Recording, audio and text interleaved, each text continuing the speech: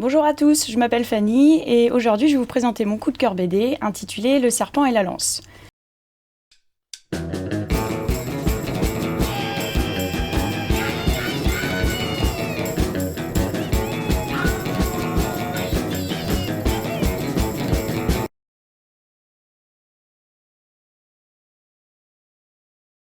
Donc Le serpent et la lance, c'est le premier volume d'une série de 3 tomes édités aux éditions Delcourt en 2019. Elle vient compléter la belle collection des bandes dessinées réalisées par Hub.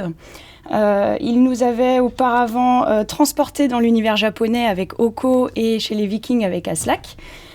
Aujourd'hui, il nous plonge dans l'univers aztèque.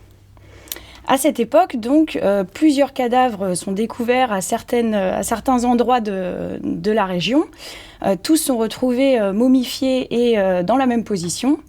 Donc les autorités du royaume décident d'enquêter, mais on va dire de manière un petit peu cachée, sans en informer son peuple. Donc pour régler l'affaire, le grand empereur décide d'envoyer un de ses disciples, Serpent. Mais un des prêtres, Cosalt, lui, qui connaît, on va dire, les méthodes douteuses et pas très, un peu cruelles de Serpent, décide, lui, d'envoyer secrètement un autre de ses disciples, Œil-Lance. En fait, en filigrane, et grâce à de nombreux flashbacks dans la bande dessinée, on va découvrir que Œil-Lance et Serpent, donc les deux enquêteurs, se connaissent déjà et que en fait, leur destin est lié. Dans ce premier tome, en fait, c'est vraiment la mise en place de l'intrigue et des personnages. C'est une BD de 180 pages, donc c'est assez volumineux tout de même, mais faut pas en avoir peur parce qu'elle est vraiment pas indigeste.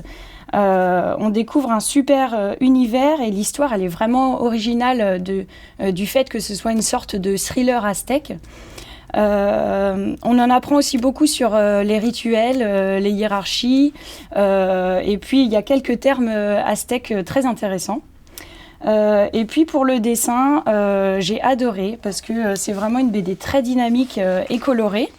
Je trouve que la couleur, elle apporte beaucoup, notamment au niveau des bijoux, des vêtements et puis tout ce qui est décor des maisons.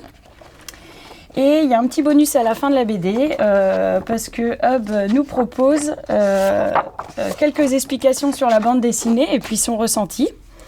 Le tome 2 sortira à l'été, il me semble, donc affaire à suivre.